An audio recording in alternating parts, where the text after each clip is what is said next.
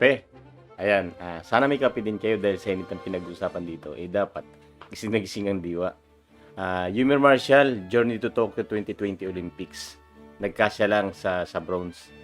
Pero bago yan, huwag kalimutang mag-subscribe, like, share, at i-click na rin yung notification bell para updated lagi kayo sa aking mga videos.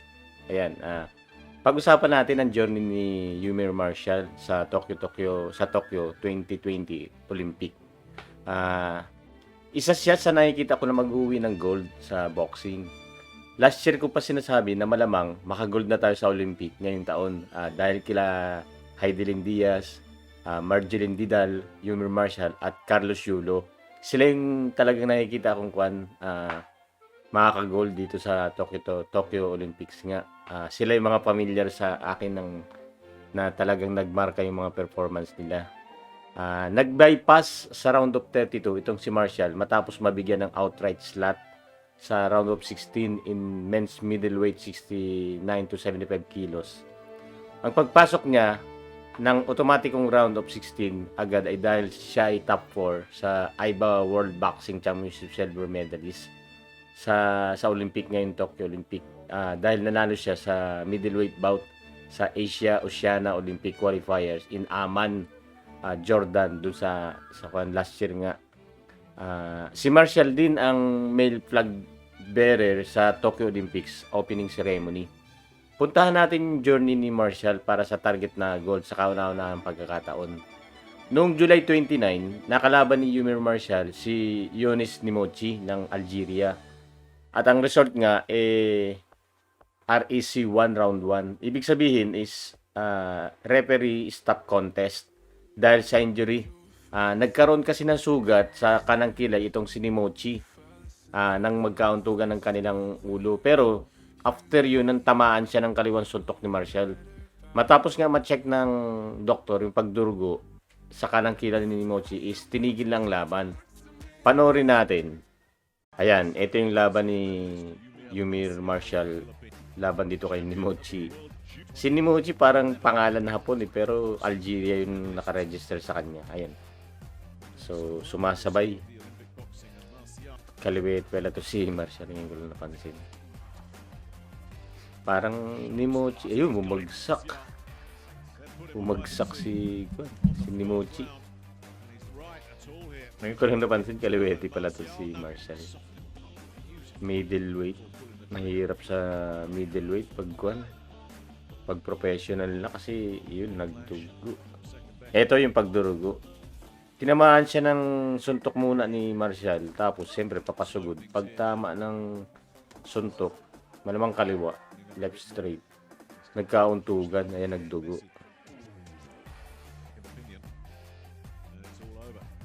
Yan. Yan, tinigil na ng referee. Kasi sinabi rin ng doktor, parang mas mahigpit sa sa amateur na yung mga ganyan dugo, tinigil ng referee. So, yun, naghihimutok yung kalaban kasi ang agang natapos ng laban eh. Ayun.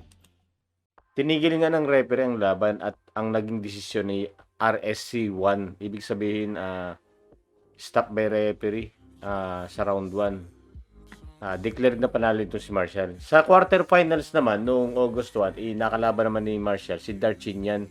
Ito yung pamangkin ni Victor Darchinyan, kung familiar kayo, yung ninockout ni Donaire, yung round 7. Yung naging fight of the year pa yata si Kwan dun. Yung laban na yun, kinasikat ni Kwan yun, ni Nonito Donaire. Yun nga, pamangkin ito ni Darchinyan na ninockout nga sa round 7 noong July 2007, matagal na. Panoorin natin yung laban nitong si Darchinyan. Ayan, ito. Naka-blue na naman si Marshall. Si Armand Darchinyan pala pangalan nito. Nakalimutan ko ng pangalan ng Darchinyan. Nakalaban nito si Donaire. Top guy yun. Maraming knockout yun. Pati yung kapatid ni Donaire, binasag yung panganon eh. Ayan, no? Magaling si Marshall. Magaling jumab. Kaya lang napansin ko yung footwork, yung lateral movement niya. Ang style kasi niya, Parang gustong makipagbugbugan. Yan ang yung sinasabi ko. Itong si Martial, pag nag-professional, ang daming malalakas kasi sa sa sa middleweight 154 pataas. Hindi ko lang na research kung anong height nitong si Kon, pero mukhang matangkad ditong si Kon. Tansya ko dito kay Martial mga 5 mga 5'10". So kung 5'10 siya, yan 5'10 si Kon, 5'10 and a half to si Spence sa welterweight. Pero isang timbang lang naman ang difference ng ni Martial sa welterweight. Ang problema rin kasi loaded rin kasi sa sa welterweight. Kaya kung magpo-professional siya, 5'10 siya, magpapababa siya ng konting timbang. Yun, nabilangan. Ito yung tinatawag na standing 8 count. Pag pumunta ito si Martial sa welterweight, loaded rin yun. Napakaraming magagaling dun. Mahirapan din siya. Kahit sabi mong top 10, top 15, mahirapang lumusot to si Martial. Kaya iniisip ko, pag pumunta siya sa sa professional, anong timbang ang pupuntahan niya? Sa height niyang 5'10", kahit welterweight niya, baka mahirapan na siya. Ayun, nasikwat ng kaliwa. Laglag si Boy. Lalo magagalit si Tito nito. May history kasi ang lahi nito sa Pilipino eh. Ayun, pinadeclared na nanalo na nga. So ayun, panalo, knockout. Mukhang first round lang makikita natin na hindi ganun kaganda ang depensa nito sa Darchinyan. At nung binilangan niya ng standing 8 count, dahil sa sunod-sunod na tumamasuntok sa katawan, sa ulo, parang nadismay itong si Darchinyan kasi binilangan sa standing 8. Wala kang magagawa, boy, kung anong hatol sa'yo. Pagbalik, after na bilangan, basta-basta na lang sumusuntok. Mapansin natin, basta-basta na lang sumusuntok. Sanay sa ganun si Martial Parang nahipaglaro ka na ng wala sa sarili dahil nadismaya ka. Kumbaga, yung focus na wala.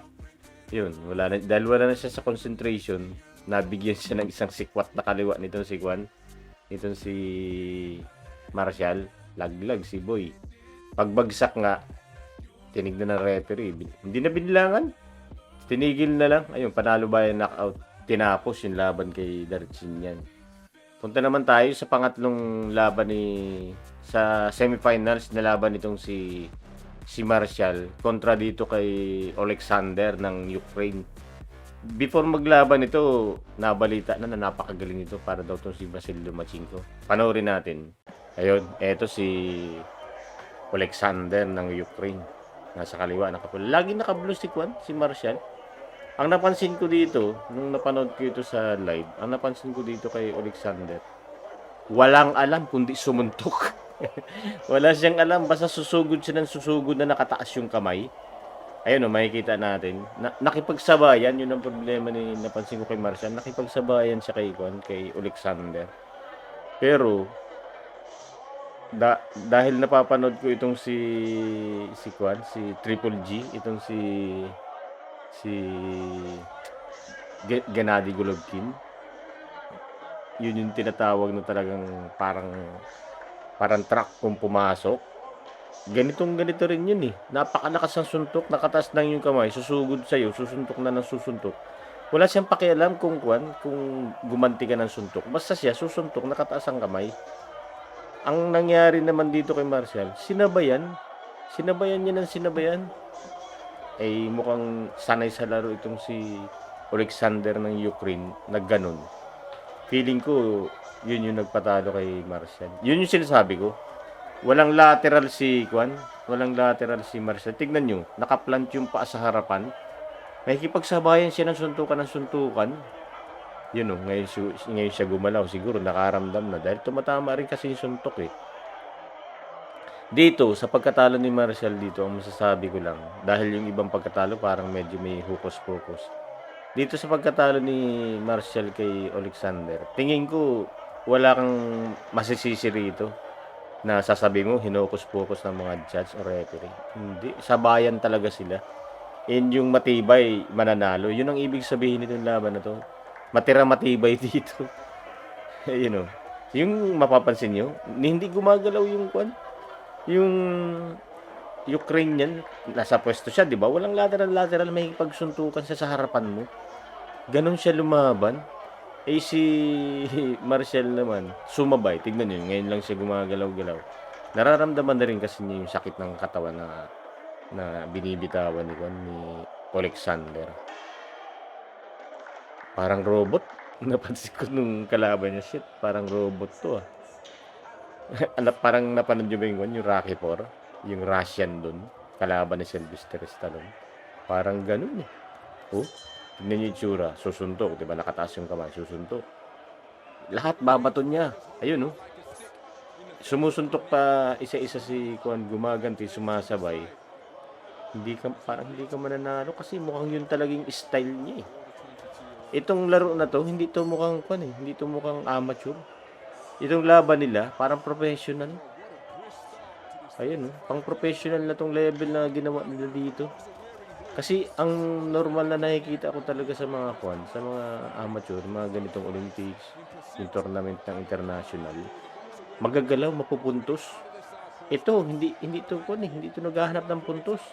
Naghahanap to ng knockout. Ayan oh. Hindi nagbabago yung itsura ng Ukrainian eh. Nasa harapan mo lang, basta babato siya. Bumato ka kung gusto mo, nakataas yung kamay. Ganyan din lumaro si Golovkin. Ang problema naman kay Golovkin, napakalakas nung sumuntok. Talagang pag inabot ka talaga, i-feature ko yun si Golovkin para makita niyo kung gaano talaga siya kalakas. Pati yung record niya napakaganda rin. Halos knockout lahat talaga. Parang Tyson ng lower weight division. Sawa si Condito, si Martial. Wala, saka lang siya gumagalaw pag feeling ko nasasaktan na kasi yung suntok ni Alexander, ulo at saka body. Taas baba, nasa harapan mo. Pag gumalaw ka, susundan ka lang. Wala siyang lateral, hindi siya nag-lateral itong si Juan. Itong si Alexander. Babayuhin ka ng babayuhin eh. Hindi pang amateur yung ganyang level. Pang professional na yan. Kaya ito yung sinasabi ko kay Marcel. Pagka middleweight kasi, masyado nung malaki o. Pang professional bumitaw. Talaga may ipagbugbugan talaga. Matibay talaga dito kay Alexander. Oh, walang mapaglagyan si Juan. Walang mapaglagyan si Marcel dito. Ito ang talagang wala ka sasabihin dinaya. Nasasabi mo, dinaya, nang hawak. Walang hawak-hawak naman dito eh. Bayo ng bayo lang eh. Kaya kung ikaw manonood rito, dahil, yun parang pabagsak na si Yumer dun eh.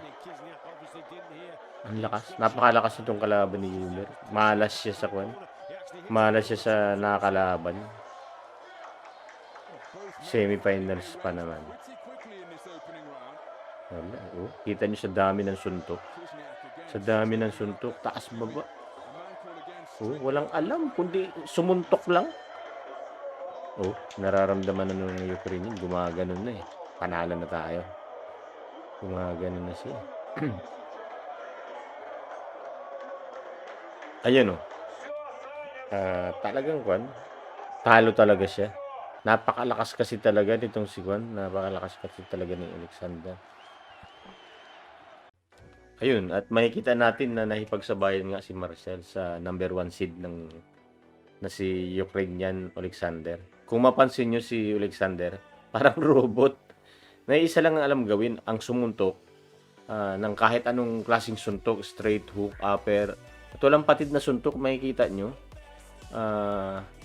Yung pagbitaw niya, talagang dire-diretso, nasa harapan mo lang, walang lateral, susuntok ng susuntok. Ay si Marcel naman, nasa harap lang. At sumasabay pa minsan-minsan. Kaya lang, naglateral si Marcel, gumagalaw ng bahagya. Pag tingin ko nasasaktan na, ayun, ang tingin ko rito, hindi ganung laban dapat yung ginawa ni Marcel. Dapat tingin ko dito, kung napag-aralan talaga nila ng todo yung Ukrainian. Ang tingin ko, dahil ganun lumaro, dapat hindi ganun. Or baka nasa isip ni Marcel na gusto niya subukan na may pagsabayan. So, naipagsabayan siya. Ang problema, walang naging adjustment si Marcel, kung mapansin nyo. gumagalaw lang siya sa pwesto pag tingin ko nasaktan na eh. Tingin ko ang dapat niyang ginawa is inikutan at lumaban na siya ng puntusan. Ang problema rin kasi, yung mga unang laro ni Marshall, lagi siyang nananalo ng first round, knockout. Baka kasi naisip din nila na i-knockout natin. Kasi doon sa laro naman niya, hindi naman niya, wala akong napansin na gusto niyang pumuntos, manalo sa puntos. Doon sa laro ni Marshall, hindi mo naman makikita na gano'n ang gusto niya mangyari. So, dahil hindi gano'n ang gusto niya mangyari, sumabay siya, di ba? Nung pagsabay niya at mukhang hindi niya kaya, wala siya naging adjustment. Sumabay lang siya ng sumabay. So, tingin ko, nagkamali sila ng game plan. Kasi kung nakita nila na gano'n talaga ka-top guy si Alexander ng Ukraine, dapat binago nila yung binago nila yung laro na yung game plan nila. Kaya lang, wala ka talaga magagawa dun dahil nandun na yun eh. Buti na lang, nakasecured siya ng automatic na bronze kahit matalo siya kay Alexander. Buti nakakuha siya ng kahit papaano na bronze.